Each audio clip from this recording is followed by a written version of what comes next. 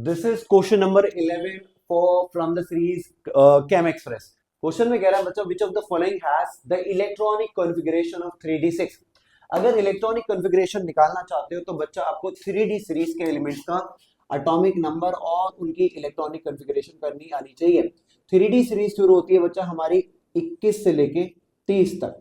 अगर मैं बात करूं एलिमेंट्स को लर्न करने का तरीका, तो आप कह सकते हो कि स्टीव यानी कि स्कैंडियम, स्टीव यानी कि स्टीव क्रिप्टन, मांगे, फी, को, नी, कू, zinc. This is how you can learn the 3d series elements, right. अब भैया सबकी इलेक्ट्रॉनिक कॉन्फ़िगरेशन में यहां होता है आर्गन। इसका मतलब है कि यहां 18 तक कंप्लीट हो गई। सिमिलरली नीचे तक लिख सकते हो और देखोगे यहां इन्वॉल्व होगा 3d एंड 4s।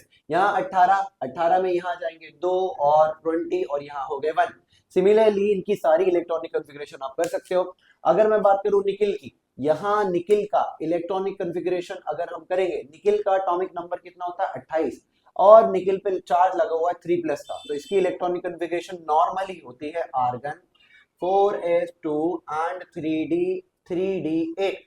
और अगर मैंने यहां से 3 इलेक्ट्रॉन निकाल दिए तो बचेगा 3d7, which is not a correct answer, क्योंकि वो कह रहा है इलेक्ट्रॉनिक कॉन्फ़िगरेशन होनी चाहिए 3d6। लेट अस से हम ट्राई करते हैं कोबाल्ट के लिए। कोबाल्ट का एटॉमिक नंबर है बच्चा 27। अगर उसमें से भी चलो देखते हैं कोबाल्ट की इलेक्ट्रॉनिक कॉन्फ़िगरेशन। कोबाल्ट का 3+ चार्ज लगा हुआ है, नॉर्मल होगी आर्गन। कोबाल्ट का एटॉमिक नंबर 27, तो आ जाएगा 4s2 एंड 3d7। क्या हम कोबाल्ट में से 3 इलेक्ट्रॉन निकालने के बाद 2 from the outer most shell and 1 from the d orbital, तो क्या 3d6 मिलेगा? यस, ऑब्वियसली मिलेगा। तो करेक्ट आंसर हो गया कोबाल्ट। बस आपको आना क्या चाहिए बच्चा, इसकी इलेक्ट्रॉनिक कॉन्फ़िगरेशन करनी आनी चाहिए।